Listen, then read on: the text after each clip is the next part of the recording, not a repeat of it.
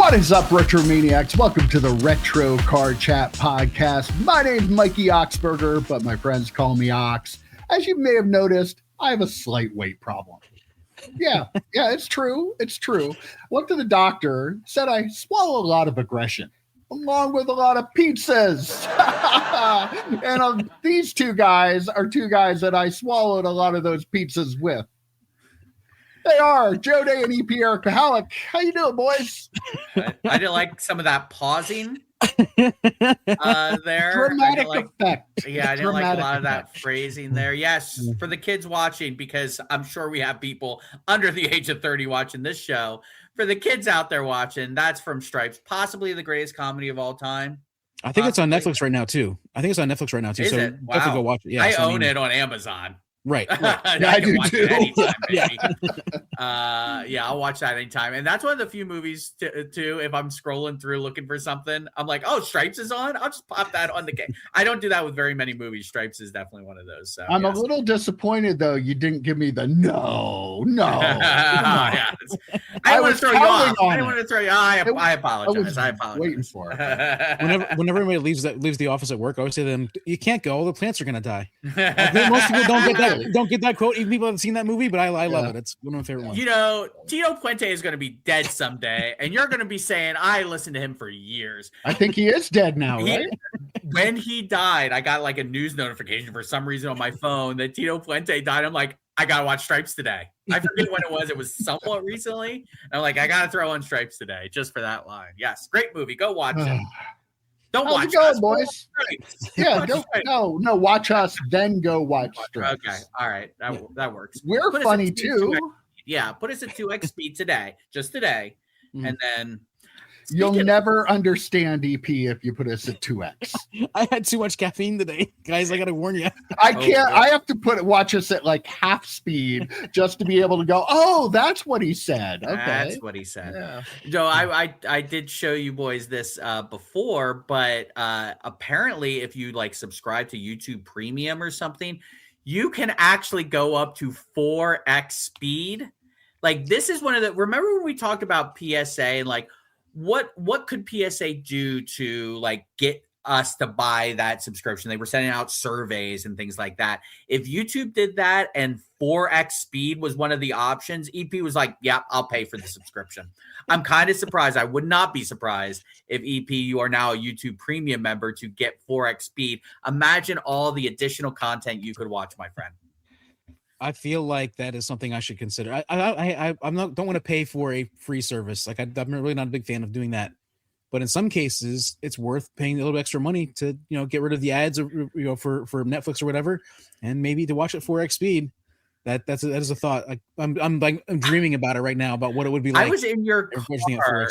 We were heading to play golf with Mike, and you had a podcast on at 4x speed. I wasn't 4x. It was 2x. It was 2x. No. I listened to 2x. There's no way it was 2x. It was at least 3x. And it was like ping pong. You even said, "EP, I can't. I can't even have this on as background noise." It was so distracting. These people talking so fast. It was why it's like listen to EP at 1x speed. Really, is how fast they were talking. But much. That's how I live my life, man. Other than that, what's going on, Joe? So we talked about Stranger. I just wanted to bring this up because I'm a non-sports guy. Whenever Fanatics post something about how great one of their non-sports cards are, they're not. I my ears perk up. My eyes kind of widen, and they just posted that the 1 of 111 autograph, the Millie Bobby Brown autograph, probably one of the more known people from that show. That's right? The product hit. That's the product. Yeah. Case 101 black refract, whatever it was called, the 101 Millie Bobby Brown autograph card is now, Fanatics has told us through Twitter, is now the highest ever sold Stranger Things card. I love the bar. Was like they went from, it felt like they were going to say the highest sold non-sports card, not even close to that. It only sold for $5,800. Now, for those of you saying, whoa, $5,800 only, these were like secondary market. They were probably like $300 a box, I would guess. You said $200 from Topps Direct. who's getting them actually direct from Topps. So we're probably talking secondary market, $300 for. I would agree, Pete. The product hit to only be less than $6,000, kind of shocking, and it made me think. We were kind of praising Fanatics timing on this set coming out because of the last season. And then as I'm like, why would this card only go for $5,800? I started to think about the football card season. Football cards do not go up after the Super Bowl. They go up before the preseason, right? Mm-hmm. Maybe Topps should have released this, I don't know, a month before the first episode dropped instead of a month after not quite a month, a couple of weeks after the last episode dropped. Maybe that timing, again, Topps not great with time. They're more reactive than proactive. I've said it a million times on this channel. But yeah, I was kind of shocked. Were you guys shocked when I sent you the picture that it was a quote unquote only a $6,000 card for arguably the product hit? I was. I mean, I was at work, so I didn't respond at the time because I had a crazy week. But I was like shocked it went for that a little amount of money. Like you said, Joe, that's a really good point. Like if they there was a gap between Christmas, what was Christmas Eve, and then New Year's. Like if they then the even bigger gap was between the first 4 episodes that dropped and then the final episode. Like if they would have released it anytime during that time, like there would have been just so much buzz about it. Like they could have. I mean, I think they sold out anyway. The boxes sold out pretty much right away. But as on the secondary market, the buzz for single cards would have been a lot higher. That price for that card, I was expecting at least a 5-figure card. Like I would have thought that the main card from that set would have gone for 5 figures. And today's card market, the way it is, maybe 5,800 is what it should be. Maybe that's what the price should be. But the way things go with the people getting excited about new releases and stuff like that, and the 1/1 for the arguably the biggest star in the show, that should have sold for more in this current market, I think. I wouldn't have touted it on Twitter if I was Fanatics. Honestly, I probably would have been like, "Oh, look, this card got pulled." I wouldn't have said what it sold for. Yeah. Again, it goes back to what is the long-term collectability of the actors and actresses from that show? Like, we don't know. So I think in one way I'm a little surprised, but when I think a little bit more about it, I'm maybe not as surprised because you're banking on everybody remembering Stranger Things in 10 years. And it's going to be a strong nostalgia thing, but it's also going to die off before it becomes nostalgia. So like that's a younger generation than us that'll be nostalgia for. So, when it's gone, it might be gone for 10 or 15 years before those people have jobs and they're going, I used to love Stranger Things. Oh, look at this card. Yeah. So I don't know. It's a weird thing, like value wise with collectability for that show right now. With that in mind, though, I wonder what like the one Winona Ryder 1/1 will go for, because she's been known for so many things before the show. She was great in the show, and we'd assume she's going to do more stuff after the show. Same with David Harbour, who was a pretty well known actor as well. Yeah. So you wonder if their cards are closer to Millie Bobby Brown's than a lot of cases where that number one card in a lot of things. Like a lot of the Rittenhouse stuff like that is the one you want to pull, where you wonder if maybe these other ones are pull up a little higher because they are more well known than Millie Bobby Brown by more people. Winona Ryder, though, was like really popular a long time ago, and then nobody heard from her for a long time, other than her getting arrested for shoplifting. Right. So I mean, I used to love her. She was like my crush back in the late 80s and early 90s. Yeah. But and then she just totally disappeared. Yeah. So you made a good point in passing EP about this, because I think it is interesting that Topps doesn't care about the secondary market. That's why I'm kind of surprised that they flaunted the price.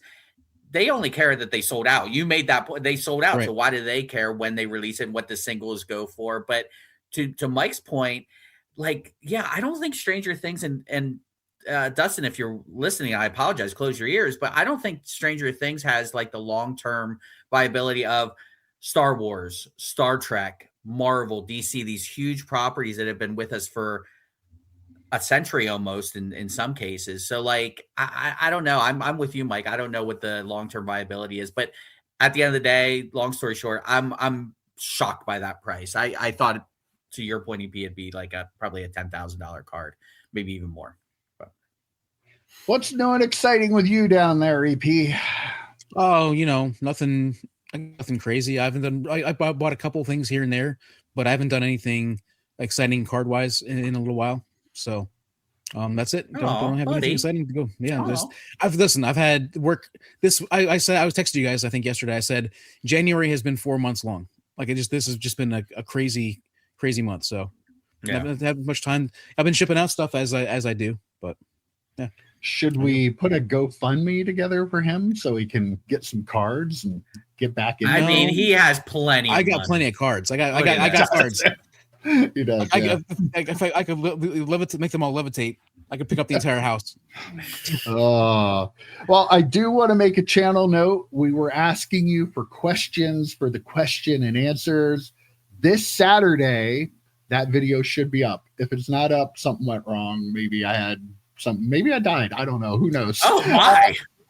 I'm joking. I would never do that. Yeah. So that video should be up Saturday morning. So, and I do apologize. Last week I accidentally dropped a video at midnight instead of 7 a.m. on Wednesday. I was all proud of myself because I had it all ready to go and uploaded like 3 days ahead of time. Didn't even realize. A couple people were thrilled. By it. Well, that's not going to be a normal thing. So yeah, but that's all there is there. I got nothing. I sold a whole bunch of lots of baseball cards over the weekend, so that was fun. Baseball. Is that a sport? Yeah, it's a sport. Yeah, that's where that Ken Griffey Jr. guy comes from. That EP talks about all the time. No wonder he's obsessed with him. Yeah, that makes sense. Hopefully, he doesn't do another one of those cards this week. God, I gotta say, those.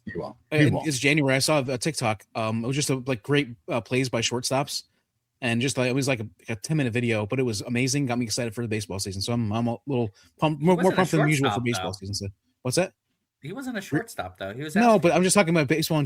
But shortstops make good plays. I'm just thinking about. It's very true that you. No, good job, Joe. You understood that. Yeah, yep, it's great. Right field. What position? Right field. Nope. Another one. Left field. Nope. Center field. Yep, that's the one. First off, the fact that I know all the positions out in the outfield. That is true. Impressive. Pretty impressive.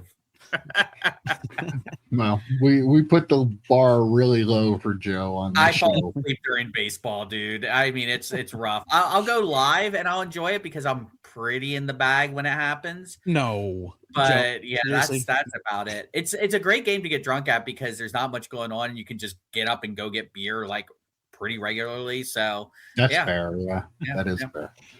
All right, let's get into it. I don't know if you guys saw this, heard it, but Ryan Hogue was on the PSA podcast, and SGC and BGS are going to be saved. They have a plan, and they are going to be back. They're probably going to overtake PSA from what I'm reading here. A little bit of sarcasm there, but yeah, I actually listened to it on double speed, so you'd be proud of that. I didn't have a lot of time, so I had to listen to this. So, but SGC, strangely enough, their percentage of vintage cards has gone up recently. He didn't make mention of the fact that's because nobody's sending in any new cards anymore. When everything else is going down, they could be the same amount of cards or even less cards of vintage going in. The percent, he didn't say the number of vintage cards went up. He said the percentage. Yeah, it's so funny. But yeah, they're actually. He said that they plan to expand the facility and add employees. So it's no longer just going to be the one guy in the closet, apparently. Now, they said this stuff probably won't go into effect till later on, maybe more towards summer, but they're hoping to get the turnaround times down. I guess the turnaround time right now is like 30 days for their service there. Yeah, because you have one guy in a closet. Yeah. So they might actually add like a bathroom. I don't know. But yeah, I joke. As when it came to BGS, first of all, you're going to have the ability to send cards from both SGC and BGS directly to the PSA vault when you have them graded. They're going to update the BGS label. Now, don't get excited. They're not redoing it. They're not changing the label, but they're reworking it. They're going to move some things around, use the space a little better. I think it kind of sounded like the autograph grade might be part of the label instead of like a little extra thing. But I'm just extrapolating from what I heard there. I could be completely wrong about that. But they're also going to add imaging to the BGS cards. No time frame when this stuff is actually going to happen, but he did confirm that subgrades are staying and their grading scale will remain the same. So big things ahead for SGC and BGS, right? I mean, who wouldn't want to send cards to them? Everyone, literally everyone. Yeah, I mean, he's saying all the right things. Sure. I'm sure all the people who push back on us and all the people who did these little think pieces on YouTube about how SGC is not going anywhere, a little quieter with the BGS stuff, because I don't think they want to be wrong twice. They're just they're placating to the handful of people that still send cards to these companies. I do like that they are going to allow you to send those cards to the PSA vault. That is a benefit. The label for BGS, I don't dislike the label. I do dislike the little grade thing. So if that is something where they go back to putting it on the back of the card, I think they've done that. They did that in the past. They do it with thicker cards too, because of the just the label thing wouldn't fit in there right or something. I don't know, but I like seeing the little the etched in BGS logo and then the label. So for me, I that's a plus. But yeah, at the end of the day, I just think he felt he needed to say the right things, not to piss off the handful of people still grading with these companies, and they'll start phasing them out more and more over the year, or they just keep them running because it's cheap to have a handful of employees there to grade the cards, and maybe it won't piss too many people off about PSA. Or maybe it's just they're worried that this congressman who's going after them will maybe back off because they're saying, oh no, they're separate companies. They're owned by the same company, but they're separate entities within the same company. So who knows? Maybe this will be enough. I don't know. It's just it seems like a BS interview that Ryan Hogue went out, and Matt Turner didn't even want to debase himself by going out and having this interview. He's like, send Ryan Hogue. I can't deal with this. I wonder if they drew straws. Like whoever got their just short straw had to go out there and lie about how they're trying to help SGC and BGS. Well, Ryan Hogue is now like the head of grading for collectors. So he is overseeing BGS, SGC, and PSA grading now. So that's probably why he did it. But it just feels like they're saying the right things to try to keep people happy, where I cannot see them putting a lot of resources in. I mean, it sounds like I've been through a couple changes in my workplace, and I work for a small paper that was purchased by a bigger paper, and there's a lot of talk about, we're going to put these resources in, but then the bottom line is the whoever's the big fish is going to make sure that they're going to make sure the big fish is taken care of, and the other two small fishes they're just going to be allowed to. And for context, CP. For context, CP, the paper that you work for, is that paper still around? Yes. The damn news still is a thing? Yeah, dude. I honestly didn't remember. It is now a weekly, once a week paper. Oh, so it went from 7 days a week to once a week. Sounds similar to SGC that used to be third, and now they're 12. With 6 days a week, then 5 days a week, and now it's once a week. And there's no overhead. There are technically no employees. We just do it with our stuff. So okay. So I think I was closer to being right than I thought. Here's my question. Take SGC, for example. You have a company there that's grading 10,000 cards a month. You already have a company that's grading 20 million in a year.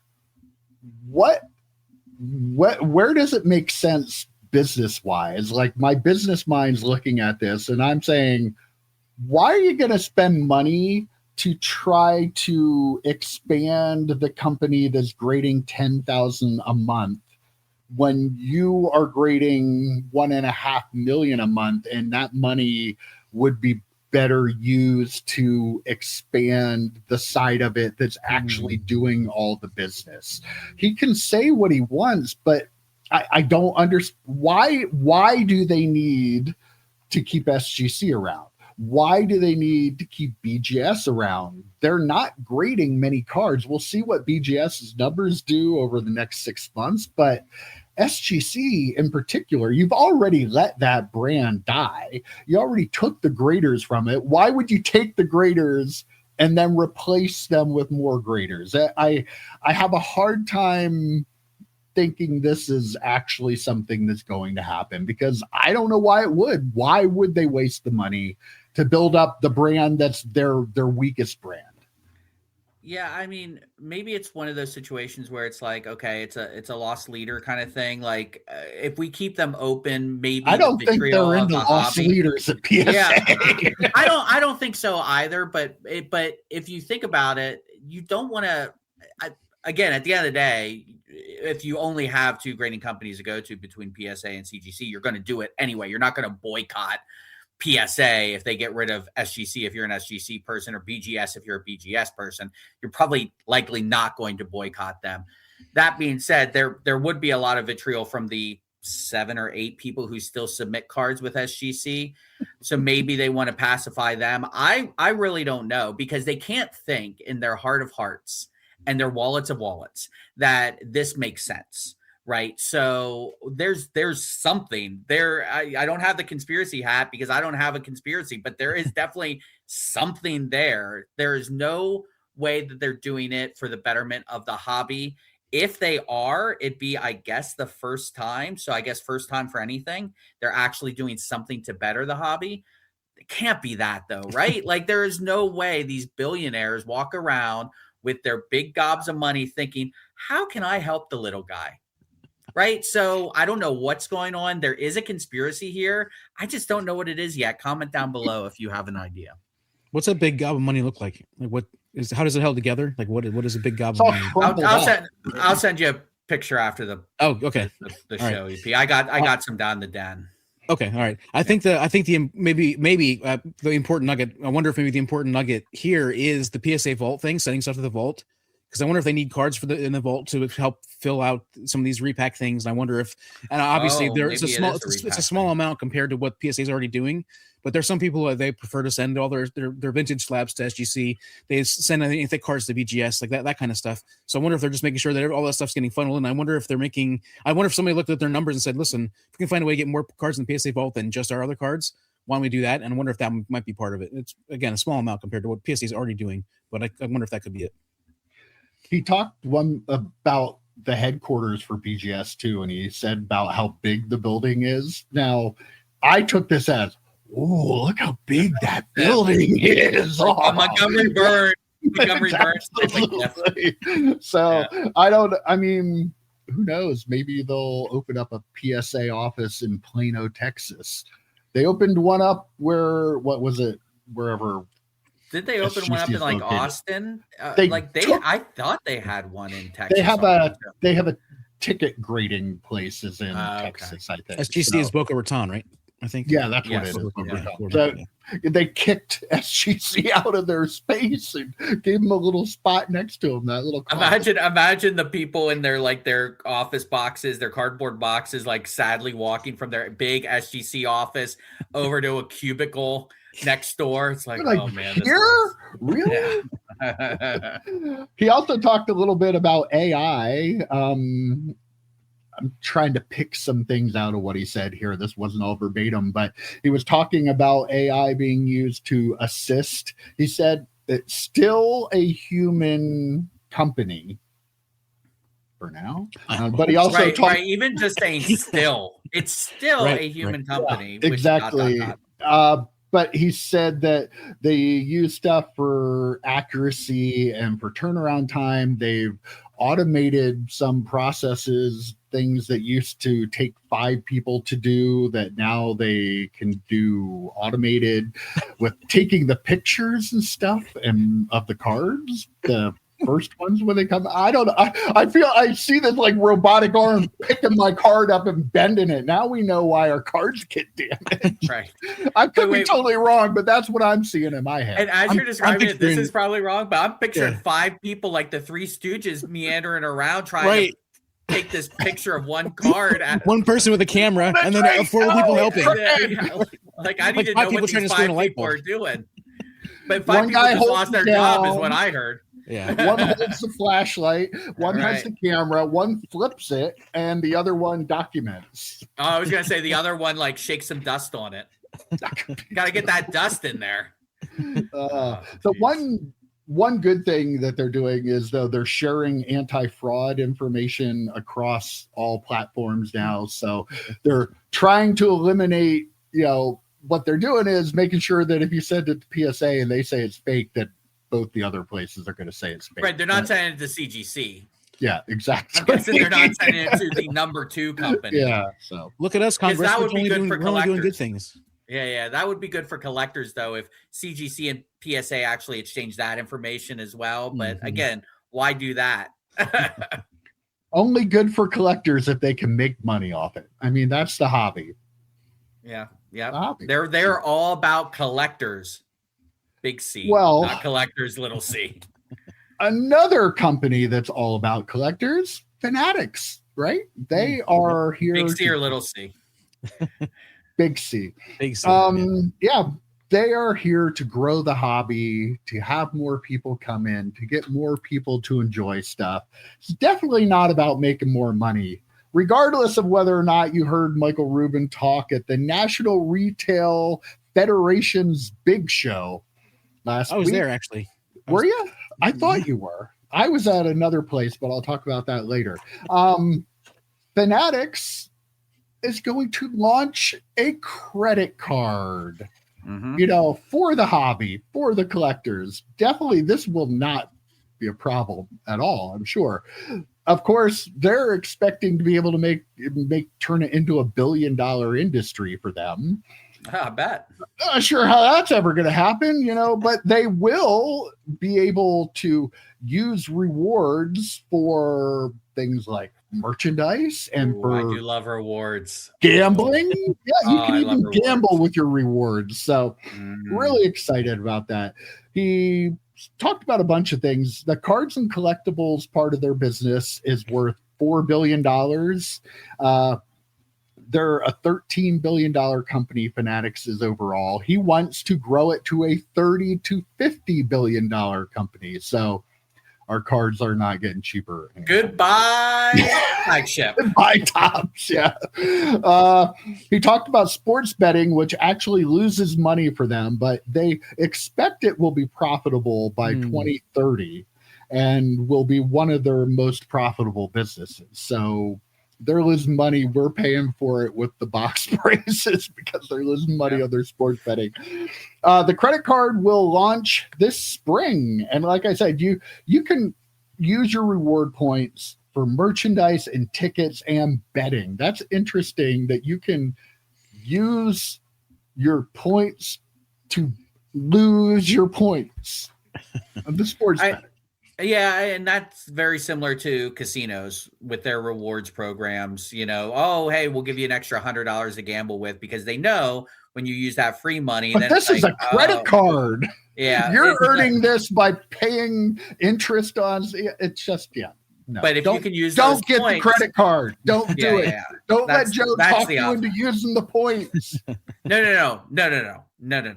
When I sent this to you guys about the credit card, I was like, what more predatory thing can they do than gambling and the hobby?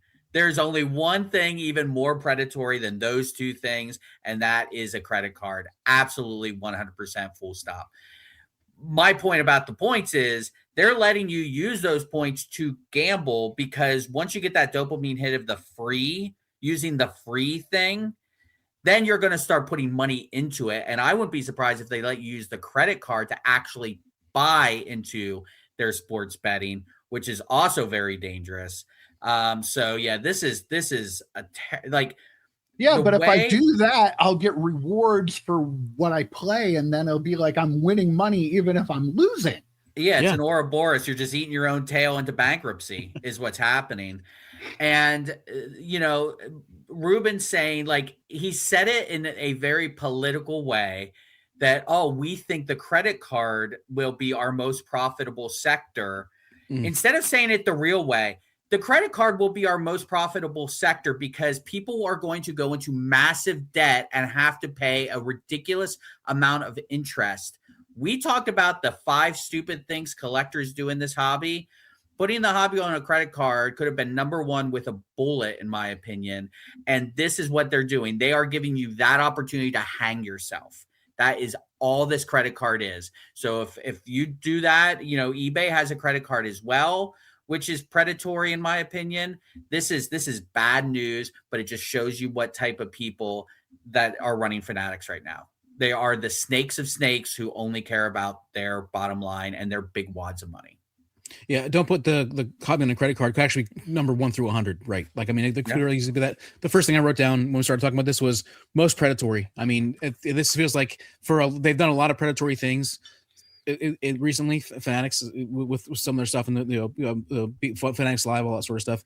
This is the most predatory thing. This is a thing that really could ruin a lot of lives, as much as the other, betting on breaks and betting on gambling just in general can. Like, this one is like I think what Mike was saying, like, I can use this to bet on gambling, but then I'm going to get the points anyway, and I can use those points then later to do more gambling, and it's going to be a vicious cycle. And this to me is probably the most dangerous thing the hobby could have right now with the prices of boxes and everything. Like, there's going to be so many people that are going to be ruined by this. Like, you can use the most dangerous thing on other dangerous things, which is even scarier, right? You can use the credit card to buy into breaks and lose your shirt there. Buy wax, lose your shirt there.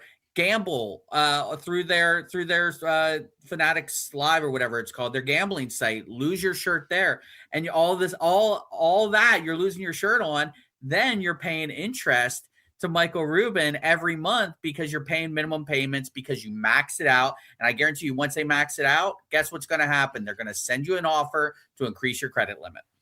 But they're going to get rewards, Joe. You're missing that part. Yeah. They're going to get rewards. I love rewards more than anyone here. I love them. I send you updates on my rewards on a regular basis. This is true. Yeah. But my goodness gracious, it's like I'm buying the groceries and getting rewards from that. Or, I'm buying something on eBay, paying it off every month, though. That's how those rewards are actually good, because then you got free money and you're not paying interest. But as soon as you start having to pay interest on your shit, that's a spiral that you'll never get out of. You're saying I lost $30,000 on Fanatics Live this year, but look at all the rewards I got. That's the wrong way to do it. And that is the wrong way to do it. You also lost those rewards. Those rewards got lost on Fanatics Live too, so you don't even have those to show for it. At least the casino. I got golf clubs with my rewards at a casino one time, and I still use those golf clubs, and I love them. Those were very expensive free golf clubs, I will tell you. And this is also them triple dipping on the breakers, right? I mean, because these breakers are going to have one of these, and they're going to use it, and they're going to get the points or whatever. But I mean, anybody who carries any sort of balance, they're going to get interest on that too. Which is another example of how can we make more money off of the breakers? I could see them saying, oh, you want to get into breaking? You want an account with us? Then you need to use this Fanatics credit card and buy product. The barriers of entry, I think, will increase with breakers with something like this. And as a breaker, you're thinking to yourself, well, I don't have the capital, like actual money to get into this and start this endeavor. Let's just put it on a credit card. I can go big. I can go big right away. I can go big. Right. Yep. So, well, hidden in the article about this speech that he gave was a little something that I didn't see anybody else talking about at the time. They are Fanatics, pronouns, pal. Fanatics is already test marketing predictive markets. They are live in 24 states. Now, I don't know if people are familiar with predictive markets, but you're basically gambling on anything. How many times is Joe Day going to swear in this episode? You can bet on that. You know, how many times is EP going to lose his thought mid-sentence? You can bet on that. And all kinds, anything and everything you can think of. And these predictive markets are popping up, and they're all unregulated. Mm-hmm. So you have, again, a company that is regulated with their sports book, but then they're in the sports card world doing breaking, which is unregulated gambling. And they're like, let's find other ways to make money off of unregulated. This is gross. Predictive markets. Like, what are you even, I don't even want to see what this is going to be, but how, first of all, how it's allowed to like sneak in and not be considered the same as the gambling sites is beyond me. Our government, if gambling, it's got to be like a wording thing, right? It's got to be like some wording thing, like a loophole. Yeah, right? It's definitely like, some kind of loophole. It's like casinos on a boat. I mean, technically are not under the same regulation as casinos in, you know, on ground in the States, right? So like, yeah, they're finding these loopholes. That's what happens when you're super rich and you can afford super rich lawyers. Like they're going to find these loopholes, but I think there's a positive to look at here, boys. Once they make all this money from the predictive marketing, from the credit card, stealing people's money with interest for the credit card, they're going to probably lower the cost of boxes for the hobby, right? Because they're making so much money elsewhere, they can finally bring those prices down, right? Is that what we're assuming will happen? I insert my cackling here, please. What's going to happen is they're going to find a way to tie the predictive market stuff into cards and stuff being pulled out of boxes. And like, just think of where they could go with this crap. And so not only will people be losing money in the breaks, then you're also going to have people losing money betting on what's going to be pulled out of a break. It just makes my brain hurt, the ways that they're coming in and trying to pillage and take every last penny they can get from the sports fans. Like, it's gross. So gross. Breakers would be like, do you think, okay, guys, vote right now. Do you think we'll get $1 million worth of people betting on if we'll pull the 101 out of this product? Kind of thing. You know, there's like layers upon layers of betting available to them. Which the breakers they know where all this shit's going, right? So that's yeah. Also like, it's like if you are the person that you're gonna douse the coach with Gatorade and you know what color it's gonna be, and then you bet $1 million on what color the Gatorade is in a prop bet. I mean, how is that any different, right? This stuff all kind of came to a head a bit, or I guess the impetus of this, when you started to be able to bet on an individual pitch. Like once stuff like that, everyone then was looking for the next thing that they can screw people out of their money with. And again, we're going to get pushed back in the comment, oh, gamble responsibly. It's, you know, they're not your sponsor. Yes, we get all that. But man, it is super gross to see them come in and everything they do is at the detriment of people's well-being financially. I mean, it is, they're not your friend. Fanatics is not your friend, period. The thing is, if this company can turn what was a $13 billion company into $30 billion, and they're doing it through all these different, these like really like, they sound really like shady ways to do it. You wonder if you're going to get, again, more and more eyes are going to be looking this way, and that might be the silver lining to this kind of thing. We have to try to survive through it till they get to that 30 million and what they do, but I can see that being billion. 30 billion. Yep, sorry, billion with a B. Yeah. Well, maybe one way they can get to 30 billion is by continuing to come up with innovative, unique ideas that will expand the hobby. Does Mike know what the word continue means? I don't know if he does. Well, let me tell you. Also, it was announced that LeBron James will wear a special 23 patch on his uniform. And keep in mind, they're already partway through the NBA season, but he's going to wear them now for the rest of the season. Not sure, again, why they didn't get this done at the beginning, but I digress. But it's a great idea to put a patch on that. Guess what they're going to do with the patch?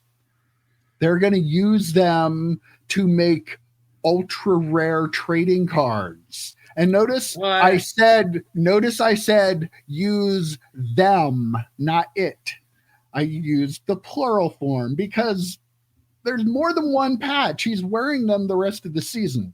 I don't know how many of them Topps are going to get, but Topps themselves said that they would be, some will be placed into ultra rare trading cards, quote unquote, from Topps. Some. More than one. We like to talk about, first of all, you got the bastardization of the idea of the MLB debut patch. Yeah. It's starting to be a little much. Now we're getting the bastardization of it being a true one of one, when you're going to be using multiple patches and making multiple cards of it. What's next? What else can they bastardize off of this MLB debut patch idea? God, I hate to say I'm right again. Man, it No, pains you don't. me. You don't hate it at all. It pains me Yeah. to say that I was right again. First thing I said when they came out with these debut patches is they're going to find a way to bastardize it. I like that could be, that word could be like my like catchphrase, right? Like it is wild that they're doing this, but not surprising. I will say there are 82 games in an NBA season, right? Something like that. I think it's right. Wow. I think it's exactly on. Yeah. Yeah, I know my sports. I'm impressed. Yeah. So I don't know how far they are into the season right now. So let's say it's just half. Let's say wears them for half. And there's 40 of them, 41 of them, whatever. If they made it so it's like this was like a good or an awesome hit that was also actually achievable, I would have less of an issue with it. But if they're only taking a couple of these and making like 5 1-of-1s or whatever, then again, we're going back to that. Okay, what are you doing? It's just for those handful of people that can afford those cards. If they did something like Upper Deck that we talked about last week, what they were doing with these debut jerseys, using the full jersey, why can't you just get LeBron's jersey for a couple of games and do it that way? Like there are other ways they could do this. If it comes out, hey, we're going to have 40 of these LeBron jerseys so more people have access to them and can actually own them, I'd be fine with it. But they're not going to do that, and that's the problem. Yeah, they don't have again, I've said this a number of times too, like they don't have anybody there that thinks about the collectors anymore. It's all about the money. It's all about innovation that will make them more money. I think it'd be cool if they did 23 of them. 23 1-of-1s for the 23rd season for LeBron James, number 23. So I feel like that would be a cool way to do it. Or make them out of 23, Pete. What, like, I mean, they make them all 1-of-1s. So they'll put in a bunch of different products, and they're Leaf now. Are they just Leaf now? I mean, Panini was doing the same thing. You know, it is doing the same. They're still Panini's not gone yet. What am I doing? Burying Panini? No, but I mean, so you bury Panini. That doesn't sound right at all. Right.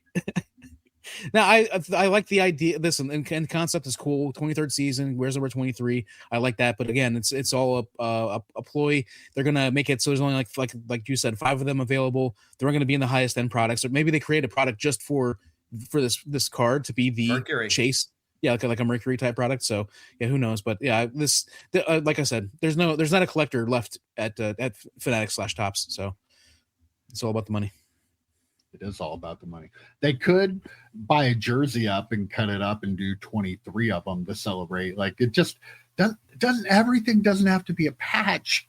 Like, come on, we're killing the patch, and it's going to be more and more. This is not going to be the last idea.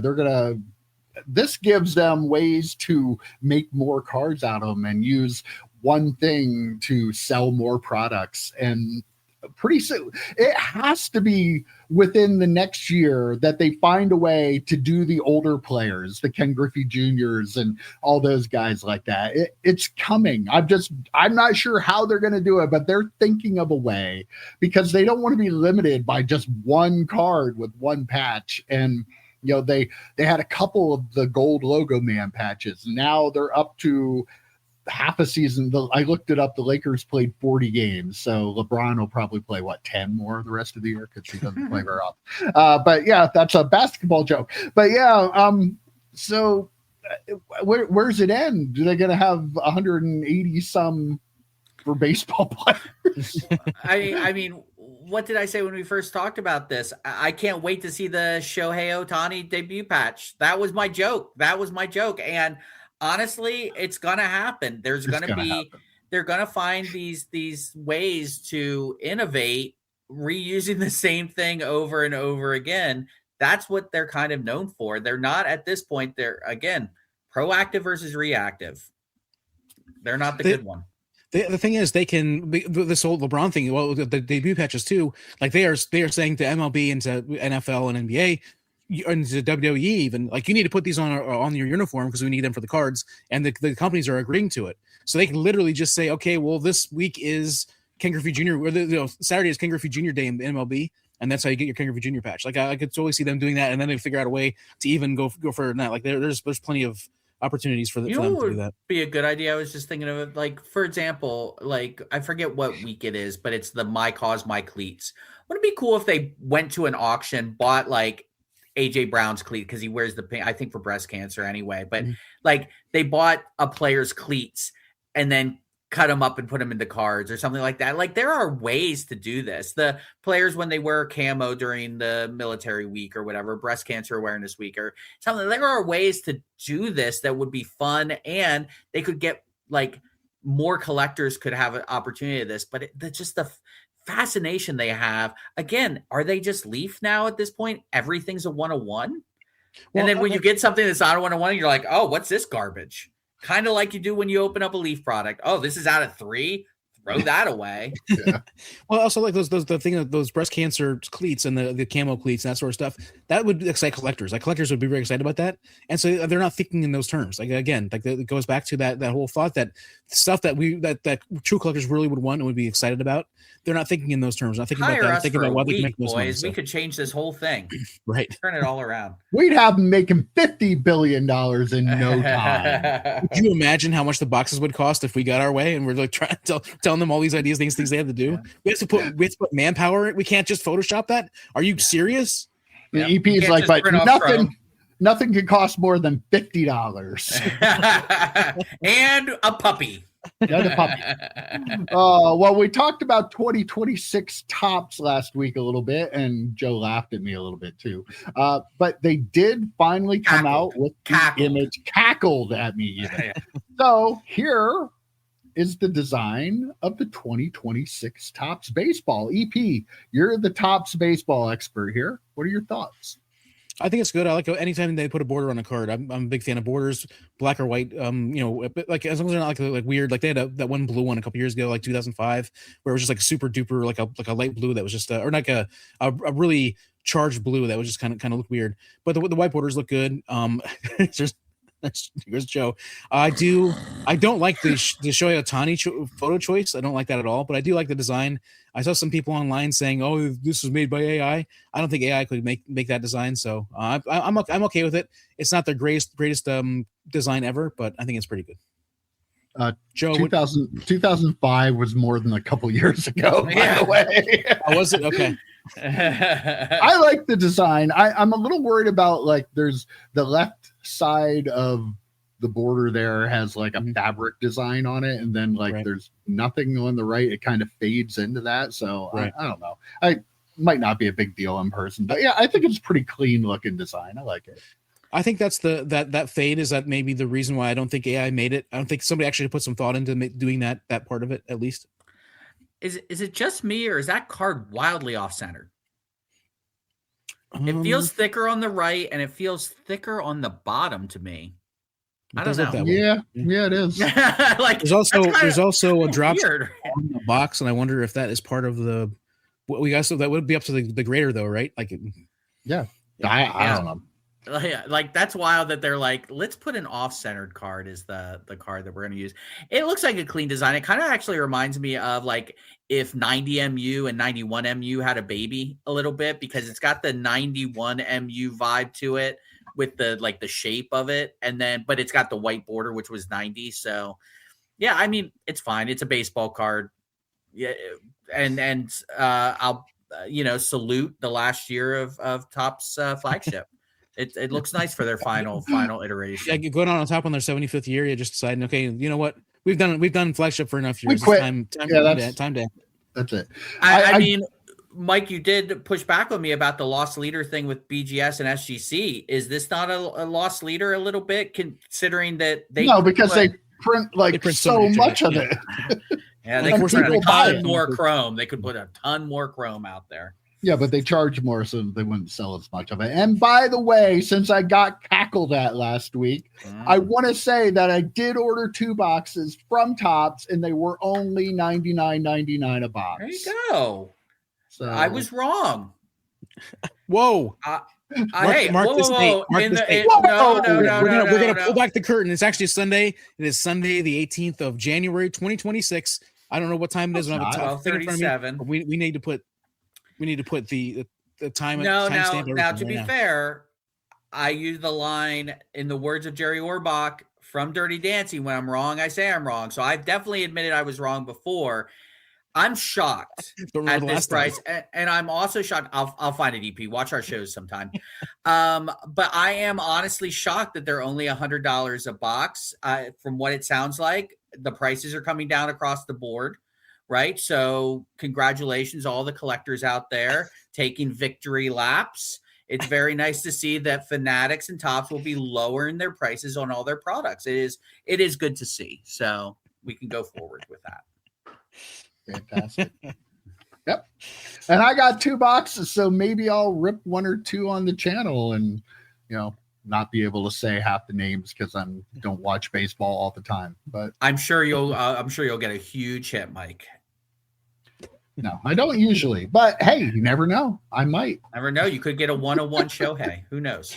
Oh, well, speaking of huge hits, and I don't want to brag because, I'm a very humble guy, but Tiger Pulling Woods back the curtain. He is not. I don't know what you're talking about. But Tiger Woods had his 50th birthday bash at the Breakers in Palm Beach, Florida. Guys, I was out of commission for a couple days because, of course, I'm a close personal friend to Tiger, and I got flown down for the birthday party. What I didn't know was going to happen would be that me and the 414 other guests at the party would receive a custom card made by Upper Deck that was autographed by Tiger. The artwork was done by Jim Lee, comic book artist and the COO and the publisher of DC now.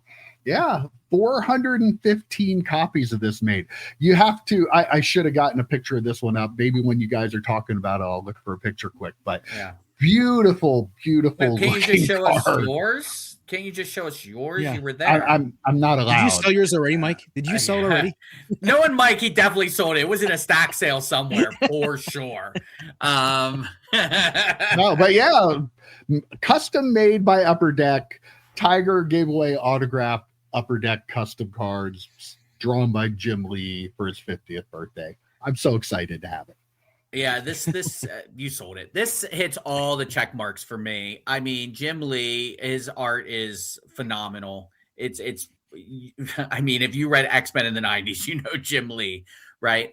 Tiger Woods autograph. Yeah, talk about something that does not happen often. It's not quite as bad as Jordan because I don't think Tiger gambles as much, but Tiger does not sign that often. And, the Upper Deck part of it is just really cool too. Again, this is for, if I complain about the Ruben White parties, I got to complain about this. Again, just something for less than 500 rich people to have. But I'd love to have one. I'm not rich. Yeah. Mike didn't actually go. Hopefully he didn't fool anyone out there. Yeah, he went Tuesday and he sold it in a stack sale Wednesday. Yeah, it was Retro Wednesday. It's possible. Let's see if he found it. There's a card up in the upper corner there. That's cool. Kind of hard to see, but I stole that picture is from Collect, by the way. I'll give them credit for it. I stole it from them. So, but yeah, it's that drawing. I mean, it looks fantastic. So. With the lightning and stuff in the background too. Yeah, that's very, very. I got to get one of those for real. I think you could get one of his rookie autos for cheaper. I'm gonna say, most likely. I mean, we talk a lot about Upper Deck and how much we like Upper Deck, and this is an example of, and again, like Joe said, it's like this is the white party thing. This is only these 450 rich people, but they're taking care. Like I feel like they're taking. I don't know whether it was Tiger's idea or Upper Deck's idea, but I love that they're taking care of their guy that's been signed with them forever and is only really signed with them, and to partner together to do this, I think it's a really cool idea. It's too bad that they're not going to be available for anybody. I wonder if maybe they created any to put into an Upper Deck product at some point. That would be cool. I mean, it would be cool if it was only like one of them available, like a 1-on-1 available, and it's like a high-end golf product or something. It'd be pretty cool. You're muted. I because he caught me off guard. Like, who is this? Like, this drives me crazy. We're talking about how they take the 23 patch and they always have to make a 1-on-1 about something. And why can't they do something about collectors and give people more chance? And you jump right to, I hope Upper Deck makes a 1-on-1 of this and puts it in a high-end product. I don't think they're going to make 1,000 of them and ruin the value of the other ones for the rich people. That's why I don't think they're going to do it. But it would be cool if at least one was available to somebody, a regular human somewhere. We wouldn't have a chance to get it if it was the 1-on-1 anyway. The rich people would get it anyway. Make it available to all of us. Make 5,000 of these, like in the old days. Make Tiger sign 10,000 of them. I don't think he even signed 5,000 of his rookie cards back in the olden days, Mike. There's a reason why he sticks with Upper Deck, right? They don't make him sign anything. That's why I was shocked that LeBron left. He's like, shit, I have to sign cards now. Jordan will never leave, right? He's Upper Deck for life, right? Mm-hmm. Yeah, like Tiger does still sign stuff. His stuff isn't easy to get, but he has cards, autograph cards, and most of I don't know if I would say most of, but some So not easy to get, trust me. But I've been trying. I don't get any. I just don't get it. All right, one autograph you could get is a Dan Marino autograph. Did you see this, Joe? I did see this. Yeah. A Dan Marino Kansas City Royals baseball card autograph, because he is the football player they're putting on a baseball card in 2025 Bowman draft. I mean, this is what, 3 years in a row, right? Yeah. Tom Brady, John Elway. Nobody cared about the John Elway, did No one cared about the John Elway. And now Dan Marino. Yeah, I don't care about this either. I love Dan. I have a couple autos of Dan's up here. I love Dan, Dan Marino, Pitt legend. But yeah, at the end of the day, it's a baseball card and I really don't care. The picture didn't look real. So I'm curious if they did something similar to it looked like a de-aged picture, not like a picture from back then. It looked like a picture of him now, but de-aged. I don't know. It looked weird to me. De-aged, but then they have like the super curly hair like sticking out of the hat too. Yeah, stuff like that. So I mean, like it was. I don't know what they were. It didn't look real to me. I mean, it completely possible it is, but like I know the Brady wasn't. So I'm curious if they did something similar with the Marino card. But if you're a baseball fan and a Dan Marino fan, I guess this is for you. I'm sure there is some sort of crossover with the Venn diagram, but it's not me. Maybe if he was in a Pitt uniform from playing for baseball for Pitt, which I don't think he actually did. I'm not sure. Maybe that'd be cool. Or Central Catholic or something as high school. I don't know. I love how Mike put it with saying that the football player they're going to put on a baseball card this year, just because it does feel like that. It feels like this. It was a cool thing with the Brady. Well, yeah, but it's. I mean, it would have been cool as a one-off thing, but now they're going to clearly do it multiple times. They're probably start doing more, right? They're going to do NBA players and baseball uniforms and stuff like that too. I wouldn't be surprised if they start doing that stuff. But yeah, I lost my train of thought with the one. Did you win? Did you win? The over/under I think might be 1.5 actually. Yeah.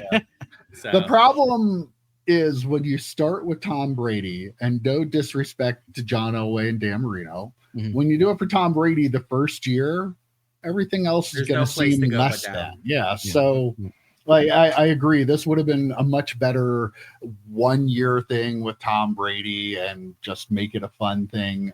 I don't really know that it's something you have to do every year. Yeah, like 10 years from now, I'd be like, oh, remember that one time they put that Tom Brady card in the baseball set?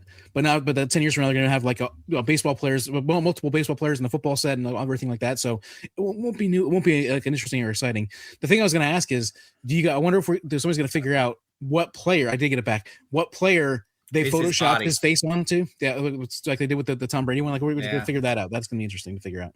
Yeah, like I have an issue with Photoshop cards anyway. Like the Tom Brady putting his face on whatever his name's body was like I don't know. It just seems like super lame. You couldn't just, I don't know, take a picture of Tom Brady. Whatever. But speaking of the Tom Brady card, though, has anyone found that inscription? No. That's still out there, right? No, not necessarily. I mean, right. Topps could have sent that to somebody that they knew to Tom Brady, and they opened it up and they put it in their holder, and nobody will ever see it again. Yep. You laugh, and people think that no, but tell me, how do you know that stuff doesn't happen? Yeah, people don't laugh. If you laugh, you're wrong. People who think that they don't know or don't have the ability to do that if they wanted to are adorable. Yeah. But another thing that's adorable, that transition, is that they sold $2.6 billion worth of trading cards on eBay in 2025. I needed that, but yeah, $2.6 billion. Did they break it down by? Oh, I'm sure this is on your sheet that you threw. Did they break it down by sports and TCG? Yeah, do you want to pause, Mike, and then go snag that? Yeah, $2.6 billion is absolutely insane. It's got to be both, right? It's got to be both sports and non-sports. Yeah, it's trading cards, so it's everything combined. Yeah. I mean, boy, Jeff Wilson might have been right a couple of years ago when he said we hit the bottom. Do you remember that? And I know I made fun of him. I'm pretty sure that's where I first called him a fraud, when he was saying that things were going to hit the bottom and they had no place to go but up. I don't think he knew it was going to happen this way, though. Like, it happened because of Pokemon a little bit. Like, I'd love to know what percentage of that 2.6 billion are Charizards versus Brady's, you know? I'd also love to know what percentage of it is Joe's Star Trek cards. Like the 0.6 billion, is that the Star Trek cards he's been selling recently? Those the high end stuff? Probably right up there, right? That's fair. I just got a couple of notifications as we were filming. Well, we don't talk much about comic books on this show, but did you guys see that the Action Comics #1, the Superman #1 just sold for what? $6 million or something like that? I forget what it was. It set a record. It was a 9.0, I believe. It was 9. Yeah. And then now the Action Comics, the first appearance of Superman, sold for $15 million. Wow. Whoa. Joe, was holy that you? Crap. Yeah, I wish. I'm still looking for a Showcase 22, a nice like mid-grade one, the first appearance of Hal Jordan. But this is more important than a lot of, like, we talk about cards and things like that. This is way more important. Superman in the lexicon, as it were, is more important than any football player, baseball player, basketball player forever and a day. This is his first appearance. These comic books were folded up and put in people's pockets. They were read. They were loved, right? So to have a comic like this in the condition it's in is unheard of. So, and to have it, I believe that one was a 9.0 as well, if I'm remembering correctly. But to have it in that type of condition, it's not just the front and back of a card. They go through every page of this comic book, and it's just absolutely that's one of those things, like, I'll never afford it, but man, wouldn't that be awesome though? That's top of my list. You could afford it. I'm semi-affluent. I am not fully affluent. And this is also one of those things like this, obviously some of the prices and a lot of these things are kind of in a bubble, right? Like, we think there's like a bubble going on with stuff with inflated prices, but this one is not. This is just going to increase in value, right? Because it's just so rare and so, like you said, iconic, and there's just in such a good shape that this comic book, it will just appreciate in value, right? Yeah, it was a 9.0. I just double checked. Yeah. It was also stolen from a guy in 2000 and recovered in 2011. So that's a kind of a unique story behind it too. Was stolen from what's his name? The actor, wasn't it? Nick Cage. Nick Cage, wasn't this one stolen from Nick Cage? Nicolas Cage. This has like Nicolas Cage lineage. Yeah, that might have also played into the sale price. Like, I'm curious if there were two 9.0s and one was the Nick Cage 9.0, kind of like the Gretzky Wagner, right? The Honus Wagner Gretzky. I wonder if there would be a difference in value. Well, going back, Joe, I did get the numbers. The sports cards on eBay were 1.78 billion and the trading card games were 837 million. So kind of too. Well, sport cards are higher priced. They probably sell more quantity by card. Yeah. Well, you also think it's probably sealed stuff too, right? Is it also, it was to assume sealed stuff. So you think about all the stuff from back in like the 1950s all the way up until now, where Pokemon only goes back to 1999. So there's, a lot of all TCG pretty much only goes back then, right? So there's a lot more to pull from if we're going to be selling the sports cards. Was Pokemon also, was it huge from January 1st, 2025 to now? Or like, did it pick up later in the year? What is time, as they say, right? So like, I don't know, maybe that it really started to chug along. I don't know the when sets come out with Pokemon or when the real big boom happened. I mean, it's possible it started January 1st, 2025, but I'm not sure. Well, they've been, the number of Pokemon dealers have been increasing at shows since before last year, before the beginning of this year, I think, right? I think it was like before 2025. I thought seemed like there were more and more. As every show that I went to, it seemed like there were more and more. So I think it's been going on for a little bit. It has grown through the year, though. These are single card sales too. It's not like wax or anything too. So yeah, I mean, still huge numbers. That's a lot of money. Oh, huge numbers. I sold half of it, but I'm surprised that the other people caught up to me for the other. Yeah. All right. Well, I'm gonna wrap things up there because that's all I got for you this week. You threw your paper. I threw my paper. I may have had more stuff. I don't know. Let's throw that paper too. I'm having a good day. All right, guys. That was a pretty good chat this week, and I will see you next week. Take care, guys. See you, boys. Adios.